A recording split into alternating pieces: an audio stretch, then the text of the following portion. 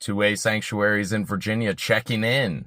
At the end of this video, I will give you the recipe to fix this. A lot of you have pointed out there are a lot of different counties in Virginia other than the 4 in the previous video that already declared themselves 2A sanctuaries. What makes those 4 counties distinctly different is that their Commonwealth's attorney directly addressed the new law in the declaration and referenced their oath to uphold the Constitution of both the state of Virginia and the United States. They referenced their prosecutorial discretion, and they referenced cases like Heller and Bruin. Now, because those Commonwealth's attorneys are independently elected officials, there's not a good political mechanism for the state to push back on that, which makes these declarations especially durable. Now, the governor or the legislature could attempt to use lawfare. They could upgrade the new law from misdemeanor charges to felonies to force Commonwealth's attorneys to be compliant, or they could threaten to disbar them and go after their law licenses. But there's not a clean political mechanism to bypass their authority other than an election. You see, when it's just a sheriff or a board of supervisors that declares a 2A sanctuary, then other law enforcement agencies such as the state police could come in and continue enforcing a new law. But if the Commonwealth's attorney refuses to prosecute, even if charges are brought, it may bring a headache, but it won't result in jail time or fines. So if you are in one of those counties where a sheriff or a board of supervisors has declared it a 2A sanctuary, perhaps it would be worth reaching out to your elected official to ask why your Commonwealth's attorney hasn't joined counties like Powhatan or Spotsylvania. And if you and 5 or 10 friends or family members all made that call on the same day, this would be enough for an elected official to perhaps reevaluate their position and consider if inaction will cost them more than action.